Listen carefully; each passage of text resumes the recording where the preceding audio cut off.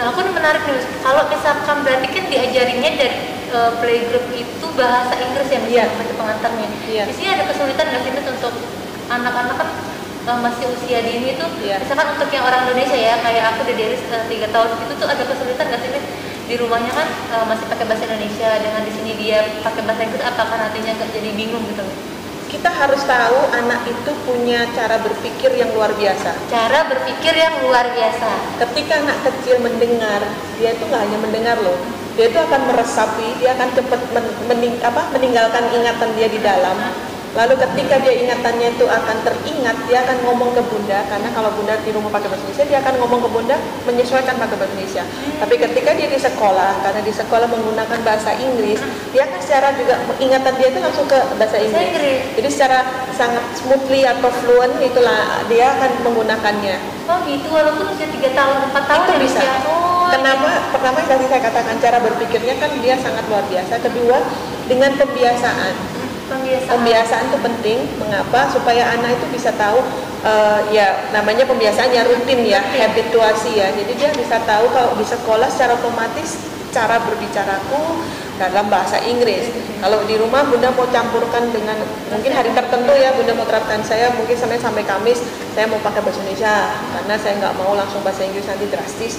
Jumat Sabtu bahasa Inggris, Minggu mungkin separuh-separuh deh, setengah-setengah, nggak apa-apa. Jadi anak akan tahu, dia akan mengadaptasikan. Nanti dikurangi lagi bunda mau bahasa Inggris lah Senin sampai Rabu, setengah minggunya bahasa Indonesia gitu.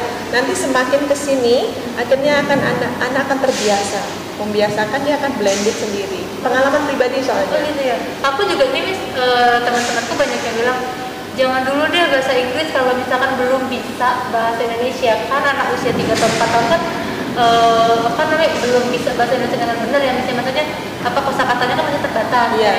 Nah sedangkan aku tuh di rumah aku ngajarin Inggris tuh bahasa Inggris ya, cuma caregiverku memang bahasa Indonesia. Itu ada khawatir dia jadi speech delay kan, enggak ya, karena mereka punya kecerdasan sendiri ya. Kita jangan terlalu khawatir ya, karena kita nggak tahu apa yang akan dihadapi anak kita nantinya dan kedepannya. Yang pasti kita berikan dulu. Kalau saat ini Mbak ngadepin di rumah caregiver bahasa Indonesia, harapan kita caregivernya harus pakai bahasa Indonesia yang baik dan benar.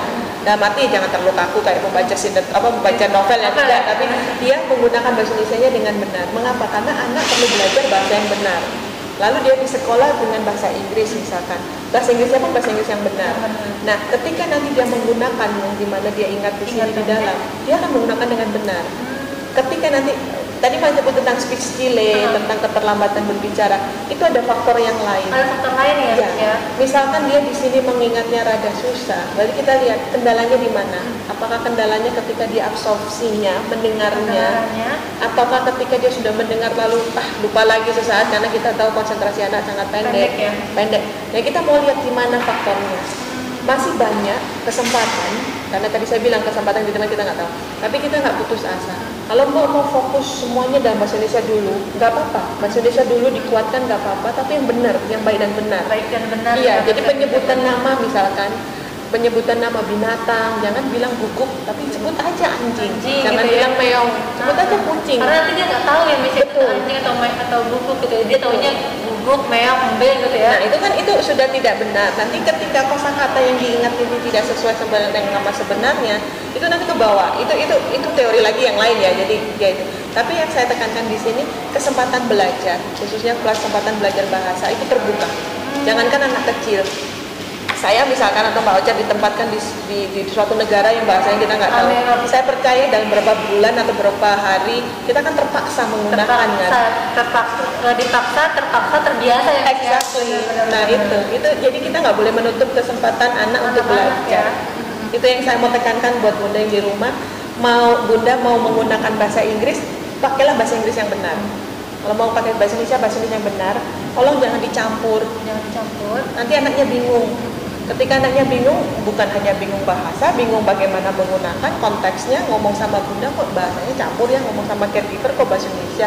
Jangan, kita nggak mau. Berarti harus ada hari-hari tertentu juga ya, kalau kayak aku gitu ya, Miss ya. Itu tadi yang tipsku ya. Jadi tips itu, mau tips yang lain boleh, misalkan bunda mau pakai misalkan istilah aja, adik hari ini bunda mau konsentrasi pakai bahasa Indonesia ya adik, jadi kita hari ini tidak pakai bahasa yang lain, nggak apa-apa.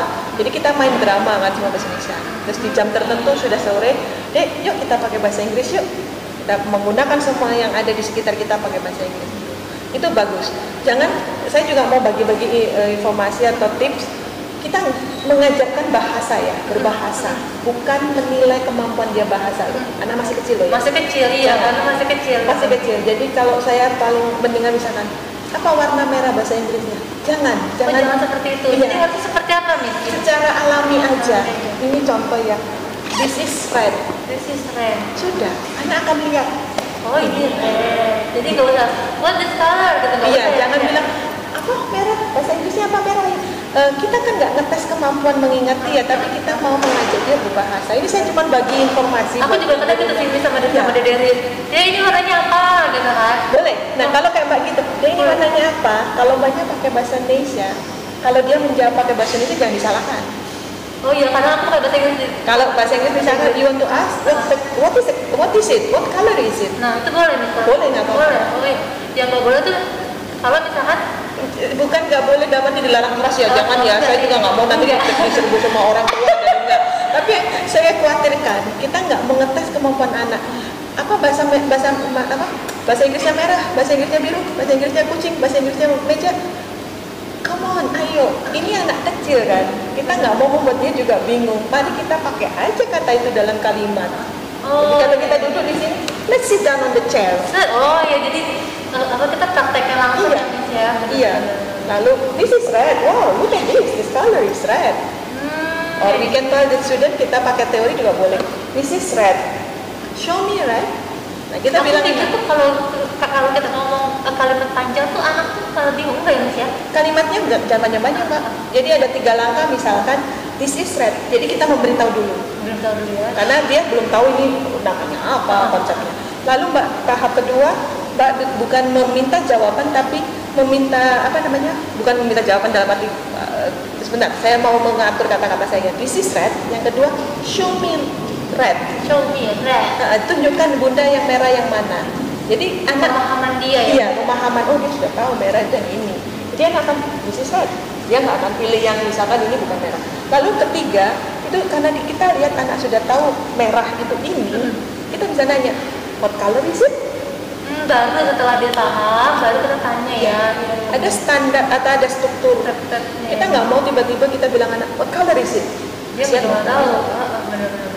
Jangan. Saya juga mau bunda yang di rumah juga yang menyaksikan sekarang, anak itu luar biasa tadi saya katakan. Tanpa kita ajari, mereka akan menyerap, mereka akan mendengar yang sekitar. Jadi jangan kaget ketika tiba-tiba anak kok bisa tahu ya ini bahasa apa ya. Mereka kita nggak ajarin red tiba-tiba tahu red. Atau mereka tiba-tiba bisa sebutkan warna purple, warna black, warna grey. Iya benar. Kita nggak ngomong, karena dia mendengar. Iya, kok tuh Iris tuh bisa ngomong 9 bulan ya mungkin. Nah aku tuh cuma bilang dirty gitu. Tiba-tiba dia bilang dirty gitu.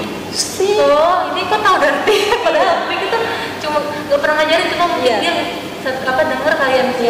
Nah itu yang kita terapkan di Sempurna Academy. Kita mengajarkan konsep ya misalnya di sini ya. Makanya kenapa siswa-siswa di Sempurna Academy itu cepet ya Miss ya. Betul, dan dia tahu konsep. Ketika dia mempelajari konsep, dia building their understanding, dia bisa memahami pemahaman ini.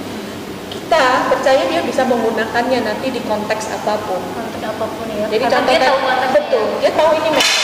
Jadi nanti ketika dia di suatu keadaan yang keadaan yang beda dengan pelajaran mungkin yang berbeda, gurunya kan mengatakan, can you take that red color please atau red book please, dia sudah tahu oh ini, langsung diambil. Jadi kontekstual dia sudah bisa menerapkan karena konsep merahnya konsepnya dulu yang penting ya. Jadi benar dari di rumah sebagai pembelajaran aku juga sebagai pembelajaran kita sama-sama. Yang pertama itu konsep dulu ya. Jadi betul. Kita bahasa kita nggak mengajarkan nggak mengetes kemampuan anak ya. Jangan dulu, karena saya percaya pengetahuan plus keterampilan itu sama dengan pemahaman. Pengetahuan plus keterampilan sama dengan pemahaman. Nah, jadi kita sebagai orang tua harus tahu dulu jenis pengetahuan ditambah keterampilan sama dengan pemahaman. Jadi semakin banyak kita memberi pengetahuan dengan cara keterampilan kalian ya. Ya, dengan cara yang menyenangkan Bunda ya, yang di rumah kita di Sampurna Academy ingin anak itu belajar yang tadi saya bilang learning for life, and also learning in enjoying situation, enjoyable. Situation. Ketika anak belajar dalam suasana menyenangkan, hati dia positif, percaya deh, yang dia dengar, dia dapat, itu terserap. Lebih terserap ya misalnya kalau anak bahagia ya. Jadi intinya anak bahagia dulu, jangan ada penuh tekanan, nggak usah pakai marah-marah ya, nggak usah pakai emosi, tenang. Semua bisa dibicarakan baik-baik. Jadi mau anaknya pintar, nggak cukup cuma sekolah di tempat yang mahal dan bagus ya Miss ya. Peran orang tua itu penting, cara pendidikan orang tua di rumah juga penting ya Miss ya. Itu penting banget.